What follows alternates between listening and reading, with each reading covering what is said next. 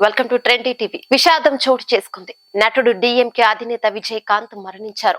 చెన్నైలోని మియత్ ఆసుపత్రిలో చికిత్స పొందుతున్న విజయకాంత్ కన్ను మూసినట్లు ఆసుపత్రి వర్గాలు వెల్లడించాయి. ఆయన మరణానికి కారణం కరోనా ఇన్ఫెక్షన్ అని తెలుస్తోంది. 71 ఏళ్ల విజయకాంత్ కొన్నాళ్లుగా అనారోగ్య సమస్యలతో బాధపడుతున్నారు. నవంబర్ 18న దగ్గు, జలుబు, శ్వాస సంబంధిత సమస్యలతో మియత్ ఇంటర్నేషనల్ ఆసుపత్రిలో అడ్మిట్ అయ్యారు. 20 రోజులకు పైగా ఆయనకు మియత్ లో చికిత్స జరిగింది. దీంతో కన్ను మూశారంటూ పుకార్లు వినిపించాయి.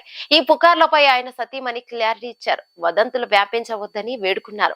డిసెంబర్ 11న విజయకాంత్ కోలుకుని డిశ్చార్జ్ అయ్యారు.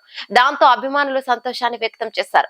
కొద్ది రోజులు బాగానే ఉన్న విజయకాంత్ 1-2 కార్యక్రమాల్లో కూడా పాల్గొన్నారు. సడన్ గా ఆయన ఆరోగ్యం మరలా క్షీణించింది. మంగళవారం ఆయన ఆసుపత్రిలో చేరారు. విజయకాంత్ కి కరోనా సోకినట్లు వైద్యులు గుర్తించారు. ఆయనకు ఐసీయూలో చికిత్స అందిస్తున్నారు. నేడు ఉదయం ఆయన కన్నుమూశారు.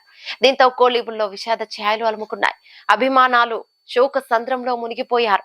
ప్రముఖులు సంతాపాన్ని వ్యక్తం చేస్తున్నారు. విజయకాంత్ 1979లో చిత్ర పరిశ్రమలో అడుగుపెట్టాడు. ఆయన మొదటి చిత్రం ఇనుక్కుం లియమై. ఈ చిత్రంలో ఆయన విలన్ రోల్ చేయడం విశేషం. అనంతరం హీరోగా మారి సిల్వర్ స్క్రీన్ పై తిరుగులేని ఇమేజ్ సొంతం చేసుకున్నారు. 80 నుంచి 90లలో కోలీవుడ్ లో స్టార్స్ లో విజయకాంత్ కూడా ఒకరు. ఆయన సినిమాలకు తెలుగు, హిందీలో కూడా మార్కెట్ ఉండేది. 2005లో దేశీయ ముర్పోకు ద్రవిడ కజగం పార్టీని స్థాపించాడు. 2006 తమిళనాడు అసెంబ్లీ ఎన్నికల్లో అన్ని నియోజకవర్గాల్లో పోటీ చేసిన డిఎంకే పార్టీ కీలకంగా మారింది.